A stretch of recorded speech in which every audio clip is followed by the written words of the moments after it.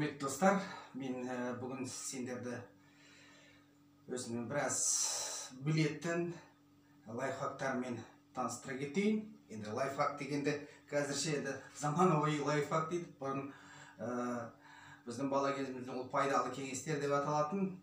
Қазір енді заманауи адамдар болсам біз оны лайфхак деп атайық. Біздің сол лайфхактарымызды істеу үшін бірнеше құрал керек. Соларды атап өтейін. Мысалы, мынандай тістеуік, міне осындай мынау шуруповерт, мынандай темір, сым темір, мынау базарда сатылады, мынау темір терсектің арасында.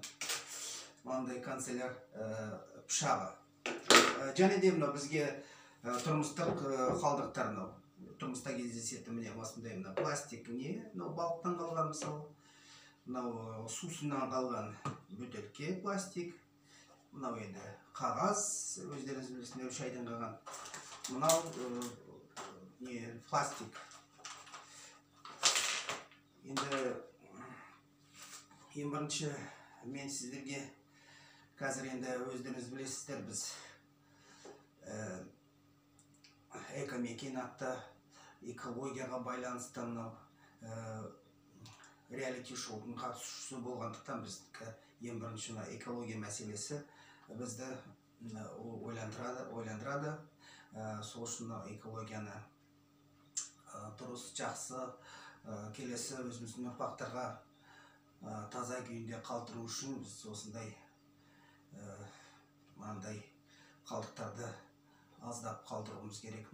Келесі ұрпаққа бұларды қалдырмау үшін, қоқысқа лақтырмас үшін мынандай кейбір нәрселерді мысалы жасауға болады. Мысалы, мен бұлай айта кетейін, мысалы қазір енді міне қыс болады, қазір күн суыды, құстар ұшып бара жатыр, қалғандар кейбір құстар қалып қойды осы қаламызда. Сол құстарға мынандай осындай құстардың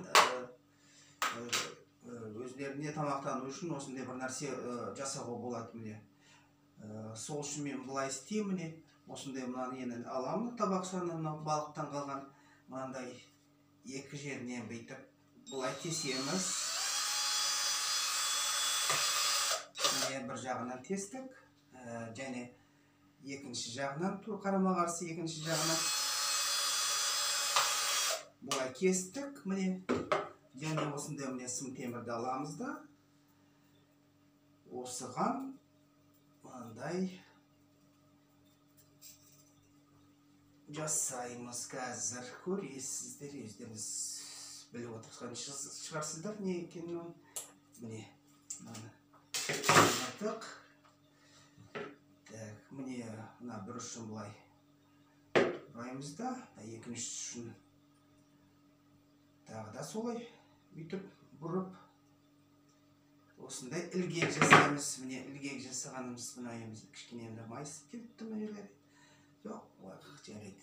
Соны мұнандай кіргіземіз де, және екінші жағынан бұлай кіргіземіз.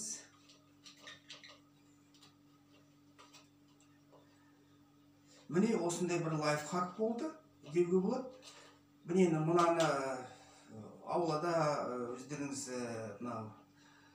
талдар өсіп тұрады, ағаштарға міне осылай іліп қоюға болады. Содан кейін мына жерге нан ұнтақтарын, не болмаса күріш, бидай, басқа да бір мынандай құстар жейтін тамақтарды осыған іліп қоюға болады. Міне құстарға да өздеріңізге рахмет айтады құстарда. Осындай бір лайфхак. Так, біреу бұл. Мынау екінші лайфхак, енді мынаны жасамауға да болады. Мынау өзі солай өзі дайын күйінде. Мынау бұрын мына жерде өздеріңіз білесіңдер шоколады бар печенье болған. Фирмасының атын айтпай-ақ қояйын. Міне соны мен өзім бұлай істеп қойдым. Міне мынандай бөлімшелері бар. Бөлінген міне. Мысалы, мынандай шуруптардың түр-түрін әртүрлі жерге мысалы өзінің өлшемі бойынша мына жерде кішкене шуруптар, мында үлкеніректеу, бұдан үлкеніректеу, мынанда үлкен шуруптарды. Міне осындай мынандай бөлімшелер бар, дайын. Міне мынаны лақтырмаса да осылай өздеріңіздің мысалы балкондарыңызға не қорада не гаражда бір өздеріңіздің құрал сайман тұратын жерлеріңізге міне қойып қоюыңызға болады. Міне дайын күйді, міне мына жерде былай жабылады. Міне дайын лайфхак, ешқандай істеуге де болмайды. Дайын. Және де тағы да бір істейтін бір лайфхагы міне мынандай, мына осындай бөтелкелер бар. Енді бөтелкелерді былай істеуге болады. Міне мына жерін біз аздап былай қиямыз. Так, ішінде су алып қойып, бағана жуғаннан. Так, енді байқаңыздар, мынаны кескенде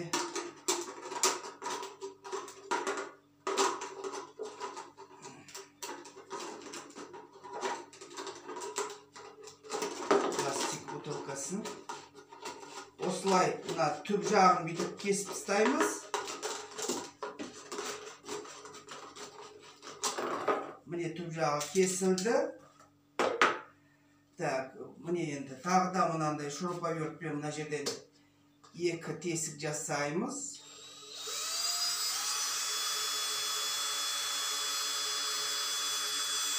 Мына өзі жұқа болса да мынау кесу қиын екенін.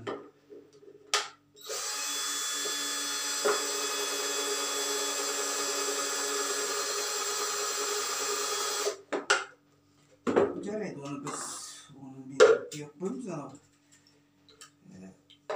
Сверло неме екен. Міне былай істей салдық. Міне мынандай тесікпен, мынандай канцеляр пышағымен. Міне былай тезірек болып шықты. Тағы да міне осы міне мына сым темірді аламыз. Міне сым темірден кесіп аламыз да міне.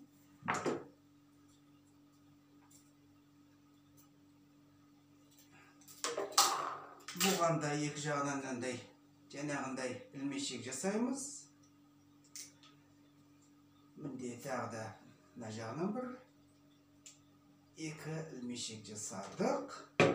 Және жаңағы өздеріңіз біліп отырған шығарсыздар. Міне мынандай жерге, жаңағы жерге өзіміздің кіргіземіз. Міне кіргіздік. Міне бұлай кішкене нетіп берейік, кішкене қысып.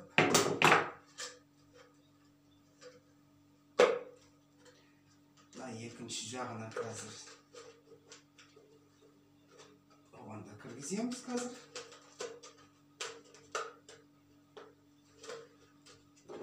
Екінші жағына да кіргіздік. Бұлай кішкене қысып жіберейік. Міне бұны бұлай енді өздеріңіз де біліп отырсыздар не үшін. Міне мынаған неме сарайда, гаражда мынандай өздеріңіз қабырғаға іліп қоюға болады. Оған міне осы мына шуруповерттің өзіне міне салып қоюға болады. Ілулі тұрады өстіп. Міне мына енді кішкене бөтелкеміз кішкене кішіректеу болып шықты. Бұдан үлкендеу болады ғой, 1,5-2 литрлік. Міне осындай міне ілмешек болады міне. Және де мен тағы да басқа бір айтайын деп кететін біз лайфхакым, оны өздеріңіз де білетін шығар. Үйдеріңізде мысалы ескі кір машинасы болса, оларды металлоломға тапсырар алдында ішінде өзінің несі болады, моторын алып алып, оны да бір қолдануға болады. Мысалы мен өзім бұрын бізде ескі кір машинасы болған, оның моторын шешіп алдында оған мынандай өзі мындай дөңгелектер сатылады. Нені пышақты нететін ұштайтын мысалы сол дөңгелектерді, не болгаркаға салатын дөңгелектердің қалыңы болады. Соны мына кір машинасының бір жағына өзіне шығып тұратын несі болады, мындай осы. Сол жерге салып, мына болтпен бұрап, содан міне пышақтарды нететін, ұштайтын сондай бір станок жасап шығуға болады. Міне сіздерге бүгін айтайын дегенім осы. аман саулықпен кездесейік. Рахмет көргендеріңізге.